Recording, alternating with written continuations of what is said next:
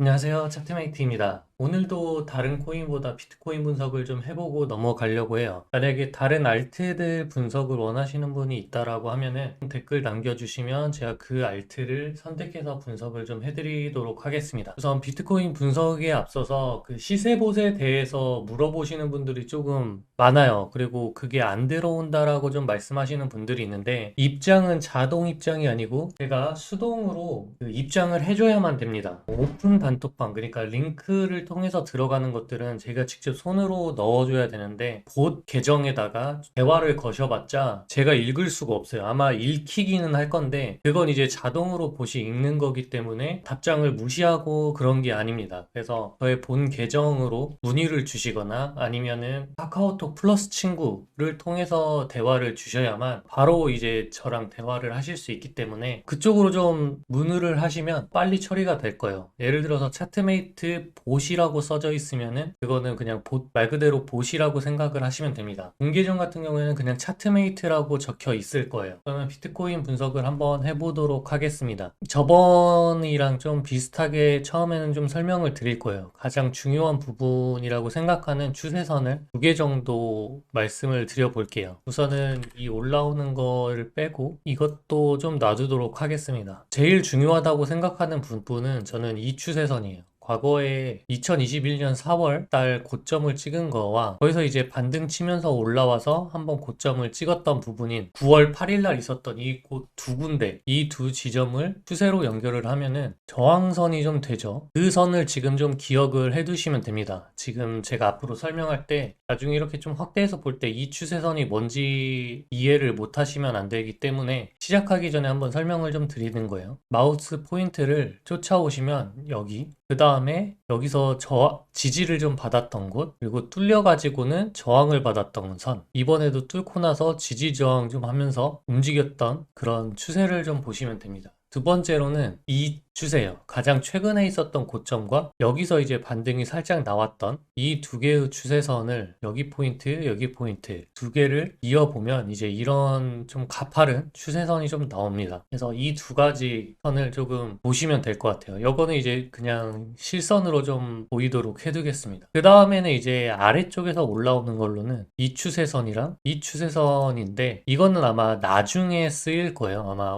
더 올라간다라고 하면 이제 뭐 장이 좋아져서 더 이 고점을 뚫고 올라간다라고 하면 쓰일 추세선으로 좀 보시면 되고 이거는 앞으로 떨어진다라고 하면은 쓰일 수 있는 그런 추세선이라고 보시면 됩니다. 이 추세선의 시작은 여기일 수도 있지만 여기를 포인트로 잡아서 이렇게 하나 잡아야 될 수도 있어요. 그것만 한번 살짝 체크를 해보고 가도록 하겠습니다. 그럼 결국엔 거의 비슷하죠? 결국엔 거의 비슷하기 때문에 이거는 우선 지워놔도 상관은 없을 거로 보입니다. 이제 이 파란 선 같은 경우에는 제가 여기 빨간 선이죠. 빨간 선 같은 경우에는 이 꼬리에다가 최근에 한번 그어 놨었던 하락하면서 뚫리나 안 뚫리나 그리고 지켜주나 보기 위해서 좀 그려놨던 자리이기 때문에 이거는 지우도록 할게요. 자, 그러면 지금 저번에 이제 말씀드렸던 것 중에 하나가 여기에 파동 카운팅을 저는 첫 번째 시작을 여기로 잡고 1파를 여기, 2파를 여기로 잡았다고 말씀을 드렸을 거예요. 그러고 나서 이제 3파동까지 좀 왔고 여기서 이제 조정을 받고 최대한으로 좀 봐줄 수 있을 만한 구역이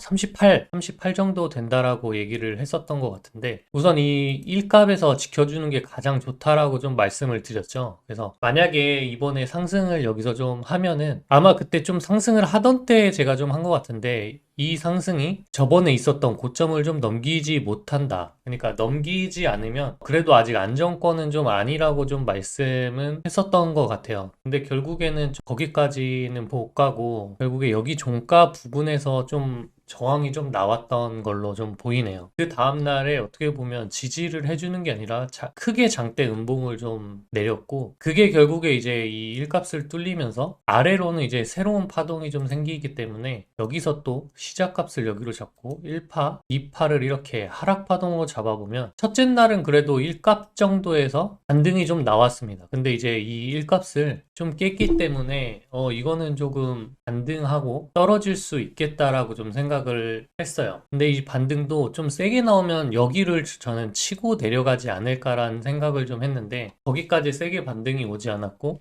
결국에 여기 며칠 후에 1.618 이제 1값이 깨졌기 때문에 1.618까지도 갈 수 있다라고 좀 보셔야 되는데 이날도 1.618이 오기 전에 좀 반등을 해서 그래도 그 다음날 얕게라도 1.618은 가지 않을까라고 좀 했습니다. 아마 이때가 월요일인 걸로 아는데 이 월요일은 또 주봉 시작이죠. 그래서 처음에 상승으로 좀 이어졌다가 결국에 마감 시간이 오면서 계속 하락을 하면서 뚫리는 그런 그림이었습니다. 결국에는 여기서도 이제 좀 반등이 나온다라고 좀 봤었는데 4시간 봉으로 좀 보면 이제 여기였죠. 이 부분에서 계속 좀 반등이 나왔고 좀 뚫렸습니다. 뚫려가지고 여기서 좀 이제 저는 더 뚫릴 수도 있을 거라고 봤어요. 4시간 봉에서 뚫릴 수도 있을 거다라고 좀 봤지만 최후의 선이었다고 생각은 좀 보는 게 그래도 이런 자리 종가로 좀 잡으면 최근에 있었던 자리에서 반등이 나올 수 있는 그 자리도 되기 때문에 조금 더 지켜볼 수 있었던 상황은 되었던 것 같아요. 그래서 이런 자리에서 좀 반등이 나왔고 여기 같은 경우에는 조금 더 이제 세부로 좀 봤더니 이제 5파동 값은 보통 이 값에서 2.272 사이에서 나온다라고 했잖아요. 여기서 만약에 이 5파동 값을 좀 제대로 잡는다라고 했을 때 2파동과 이 1.618 자리를 조금 더 반등이 이제 여기서 이렇게 온 거를 챌 수도 있지만 여기서 그냥 3파동 값이 마무리됐다라고 좀 생각을 해서 이렇게 좀 잡았었을 때 여기까지도 떨어질 수 있었을 거라고 좀 봤어요. 근데 그 구역이 깨진 구역까지 온다라고 하는 거는 이제 완벽하게 저는 더 하락으로 갈 수 있는 그림이었다라고 좀 생각을 하는 게 저는 시장 파동값을 이제 1, 2 파동값을 여기로 잡았는데 그 이하로 떨어져서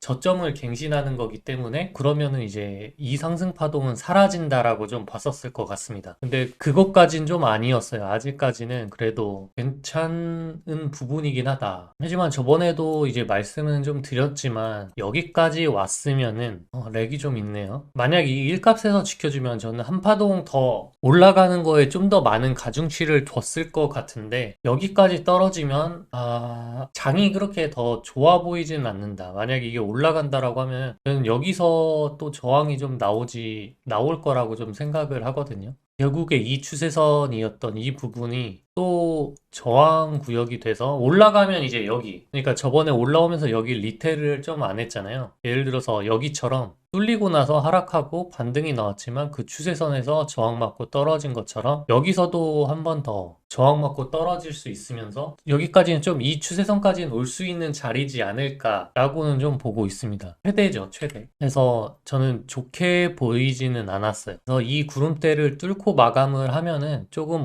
여기까지는 올라간다라고 좀 생각을 할 것 같고 그 이상 올라가는 거는 조금 행복 회로를 좀 다 뺀다라고 그냥 단순히 이제 분석적으로만 본다라고 하면은 여기서 매도를 하고 뚫고 올라가서 다시 지지받을 때 얘처럼 다시 지지받을 때 매수를 받거나 하겠죠. 아니면 아마 그것도 상관없이 장대 양봉으로 좀 쏴준다라고 하면 예를 들어서 이런 식으로 좀 장대 양봉을 쏴서 더 위로 올라가 준다라고 하면은 좀 다르게 볼 수도 있겠죠. 근데 아마 매도는 저 같은 경우에 여기에 걸려 있었을 거라고 좀 생각을 합니다. 만약에 이게 지금 어떻게 좀 보면은 5파동 값도 안 나오긴 했어요. 좀 애매하게 이제 반등이 좀 지지저항 자리에서 좀 나왔기 때문에 그리고 이제 이게 여기까지 올라가서 하락한다라고 했을 때 다시 여기까지 좀 떨어지면 5파동 값은 좀 맞거든요. 그리고 그 흐름에 대해서 결국에 이 값이었던 여기가 44,600달러를 넘기는 상승이 아니라고 하면은 아직까지도 여기 끝나지 않은 하락의 흐름일 가능성이 있기 때문에 충분히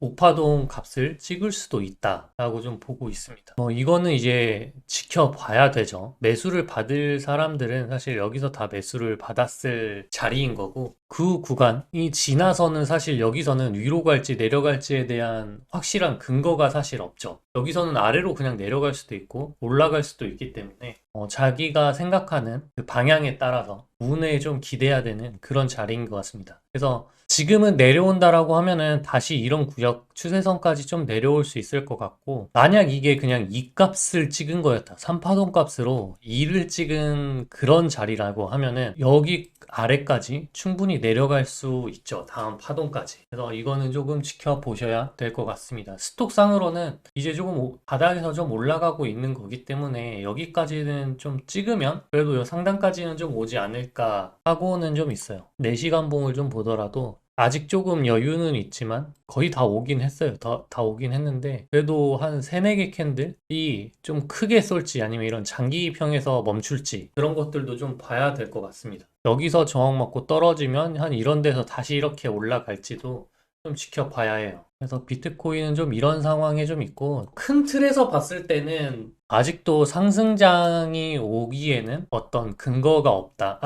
어떤 지표로 볼 수 있는 상승장은 아직은 없다. 이게 적어도 여기 선을 여기 매도 구역까지 좀 온다. 49K까지 오는 것까지도 상승의 패턴이라고는 좀 보지 않을 것 같아요. 언제 좀 상승이라고 좀 볼 것 같냐면, 예를 들어서 이게 이제 5파동으로 결국에 갔다라는 거잖아요. 이렇게 깊게 빠지고 5파동을 이렇게 찍었다라고 가정을 하면, 이 5파동이 하나의 파동이 되는 그런 장이 돼야 됩니다. 그래서 이 하나, 그리고 지지를 여기를 찍고 나서 여기까지 빠진 다음에 반등이 와서 여기를 이제 뚫는다라고 했었을 때 그러면 이제 이거는 하나의 상승 파동이 될 수 있다라는 거죠. 여기서 이제 1대1로 갔었을 때 결국에 저는 이 추세선에 닿을 거라고 보고 그 추세를 넘기는 1대1 값을 넘기는 상승이 나오면 어떻게 보면 이게 하나의 상승의 시작이었다라는 걸 그때 좀 알 수 있다. 어떻게 보면 그때 확신을 할 수 있다라고 볼 수 있을 것 같습니다. 그래서 어떻게 보면 이 하락도 하락장이라고 느끼는 그 가격대가 여기까지 왔다고 하락장이라고 느끼진 않아요. 다만 여기서 이런 식으로 좀 했었을 때 여기를 뚫리면 추세가 끊겼다. 상승 추세가 끊어졌다라고 좀 생각을 하는 거지 이게 하락장이다라고 생각은 하지 않을 겁니다. 그래서 하락장이라고 좀 느낄 수 있었던 부분이 결국에 이 부분이기 때문에 결과론적으로 상승장이다, 하락장이다라고 볼 수 있는 거는 어느 정도 좀 기간이 지나야 좀 알 수 있다. 라고 좀 볼 수가 있겠네요. 그래서 비트코인은 이렇게 좀 추세를 두 개, 아까 제가 말씀드렸던 여기랑 여기 추세를 두 개를만 그어 놓고서 좀 보신다고 하시면은 그래도 어느 부분이 지켜줘야 좋을지 아니면 어느 부분까지 오를 수 있고 어느 부분에선 좀 매도를 해야 될지 그 시기에 알트를 매도하면 되기 때문에 좀 잘 보실 수 있을 것 같아요. 그러면 분석은 이렇게 좀 마치도록 하겠습니다.